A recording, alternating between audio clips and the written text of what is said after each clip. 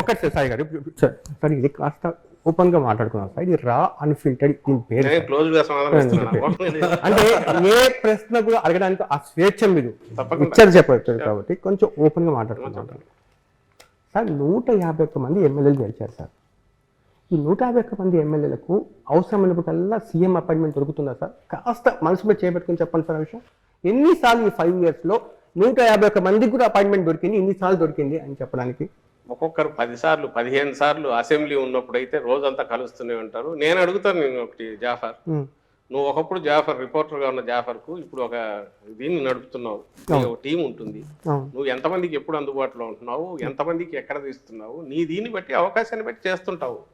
ఒక్కటే దీనికి గీటురాయి పెట్టుకోవాల్సింది, ఆ పార్టీ ఎట్లుంది, ఇంటాక్ట్గా ఉందా, కంట్రోల్లో నడుస్తుందా, ఆయన వాళ్ళకు అందుబాటులో ఉండడం అనేది ఏ పద్ధతిలో ఉంటాడు అనేది తనకున్న పరిమితులను బట్టి తనకున్న అవకాశాలను బట్టి డిసైడ్ చేసుకోవచ్చు. కానీ ఒకటైతే చెప్పగలను, అటెండెన్స్ రిజిస్టర్ మెయింటైన్ చేయగల కానీ అక్కడ ఉంటాయి సీఎంఓలో. మీకు కావాలంటే నేను ఎప్పుడన్నా చూపిస్తాను. రాజశేఖర రెడ్డి గారి వ్యవహార శైలిని మీరు చూసింటారు, ఒక జర్నలిస్ట్గా చూసింటారు. ప్రభుత్వంలో ఈరోజు కీలకమైన పదవులు ఉంటూ మీరు ఈరోజు జగన్మోహన్ రెడ్డి గారి దగ్గర తీశారు. ఆ ఇద్దరి గురించి తేడా ఏంటి అంటే ఏం చెప్పగలుగుతారు ఒక్క మాటలో? ఆయన రాజశేఖర రెడ్డి గారు ప్లాన్డ్ దీనికంటే కూడా అప్పటికప్పుడు స్పందించే ప్రతిస్పందన సిచ్యువేషన్ బట్టి చేసుకుంటూ పోయేవాళ్ళం. ఈయనేమో ప్రతిదీ ఈరోజు ఒక మాట మాట్లాడాలన్నా జగన్మోహన్ రెడ్డి గారు ఆచితూచి మాట్లాడతారు.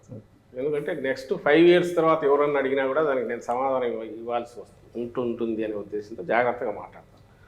పబ్లిక్ దీనికి సంబంధించిన వీఆర్ ఆన్సరబుల్ టు 5 crores వీటికి సంబంధించి. కాబట్టి ఒక పార్టీ అధినేతగా నేను ఎట్లా మూవ్ కావాలనే దాంట్లో చాలా ఆచితూచి వ్యవహరిస్తారు.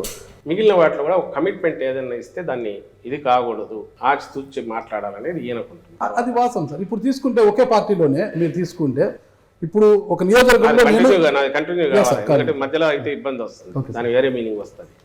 ఆ రోజు ఆయన ఉన్న పరిస్థితి తను డిఫరెంట్ ఫేజెస్ దాటుకుంటూ వచ్చినందువల్ల ప్రతిదీ హిస్టరీలో కలిసిపోతే ఫైనల్ వచ్చేసరికి ఒక ఎవాల్వ్డ్ రాజశేఖర రెడ్డి గారు, అందులోనూ ఆయన మాటల్లోనే చెప్పాలంటే పాదయాత్ర తర్వాత వచ్చిన రాజశేఖర రెడ్డి గారు, డిఫరెంట్ రాజశేఖర రెడ్డి గారు వచ్చారు. ఈ బాధ్యత మొత్తం తండ్రి హఠాత్తుగా చనిపోవడంతో జగన్మోహన్ రెడ్డి గారి మీద సడన్గా పడింది. ఈయన తన తండ్రి డిఫరెంట్ ఫేజెస్ చూశారు.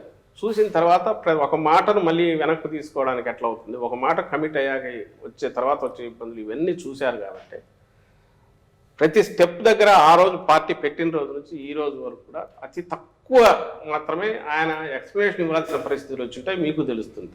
ఇవన్నీ ఈ తక్కువ టైంలో సాధించడానికి కారణం ఈయనకున్న పట్టుదల లేక ఏకాగ్రత కారణం కావచ్చు. దాంతో వచ్చే షూడ్నెస్ ఒకటి ఈయనకుంది. అది ఓ లీడర్ కావాల్సింది. ఈరోజు పార్టీని బతికిస్తుంది. స్టేట్ కూడా హోప్ అయింది దాని నుంచి.